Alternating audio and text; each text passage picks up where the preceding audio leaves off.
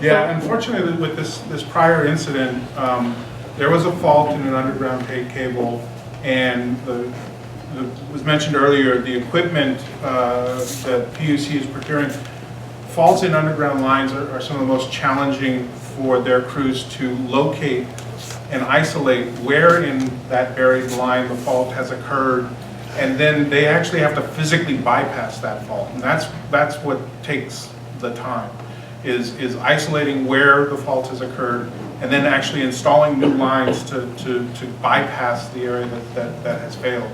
So this last outage, that was the case. It wasn't a tripped switch. But before that, it was due to construction.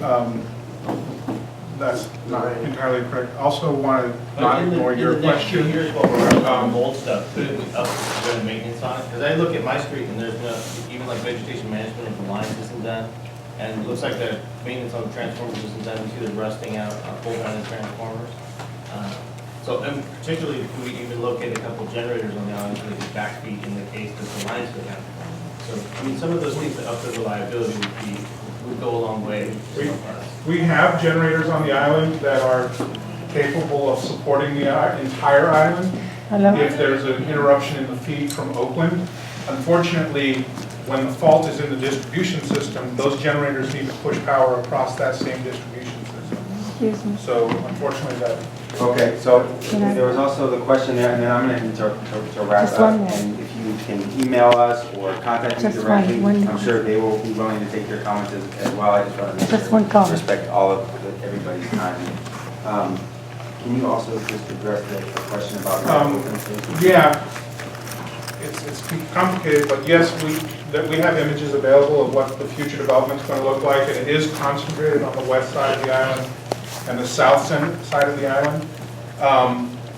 And a lot of what is the existing residential neighborhood will be open space in the future, but there are also agreements with the state that was part of the entire development of the island. There were commitments to leave a certain amount of space as open space with the State Lands Commission. And so those open spaces are part of the commitments for the entire development, that the whole island won't be built out, but that portions of it will be converted to open space. Yeah. Excuse me, just last comment. Like, I wish that you say that this is part of the development and this power stage is gonna keep cutting. So like what she said, we need the solar cell. Because this is gonna happen. Why just say the truth? It's gonna keep cutting. No electricity because of the development. So whether we need like the solar system or generators, that's what we need.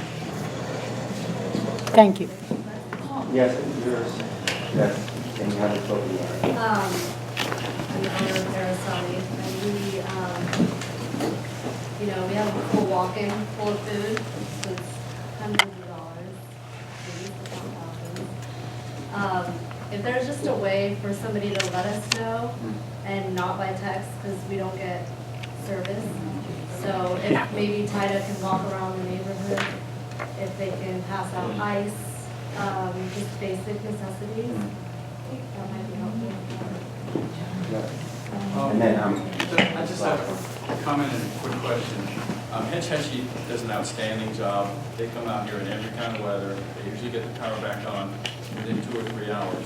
But I heard that there was only one guy, it was a holiday, that last 12-hour outage, and there was only one guy running around like crazy trying to figure it out by himself.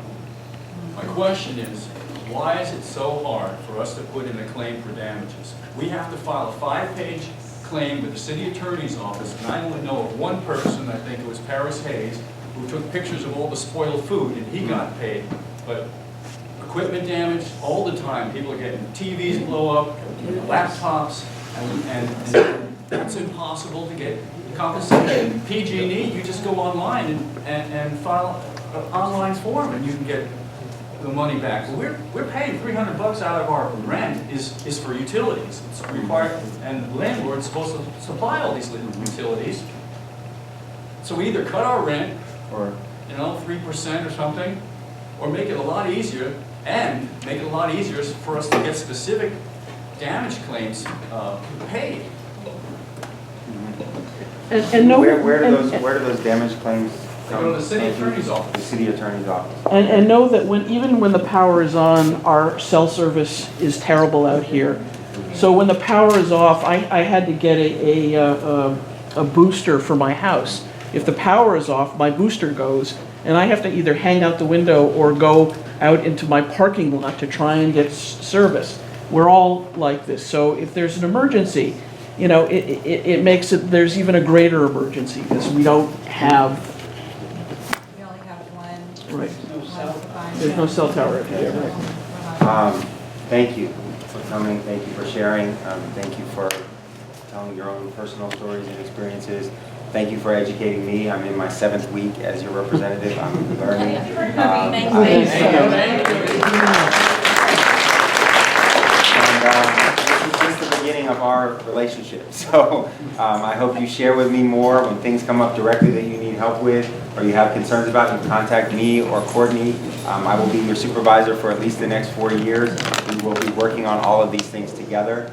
And I learned a lot tonight, and there's a lot that I will follow up with. There's a lot that you all learned, hopefully, and will follow up on, and hopefully we're able to address some of these issues. And certainly for me, it's my job to make sure that we're always working on these things that you brought up. And I will say one thing that came out that I really want to talk more about is, and it came up again tonight, and I need to better understand it, and I need to work with you all, is this issue of the rights of residents here as the development comes based on your situation, whether it's where you live or your economic situation, your access to information and your protections. I heard that loud and clear, and it's something that I really want to make sure I'm there for you all on, in addition to everything else. And thank you for staying late. Thank you for you all for staying late as well. I know we could go on for a lot longer, but again, I'm going to be back out here on March 22nd. It's a Friday. I'm going to be out here for a tour, so it's during the day. But if you contact me, and for the businesses and people who are here during the day, you can come by and talk.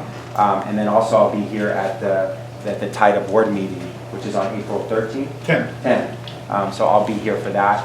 And there's a board meeting next week as well at City Hall, which I'll be at, and we can do one of these again as well. So thank you for coming. I appreciate it. Thank you for sharing.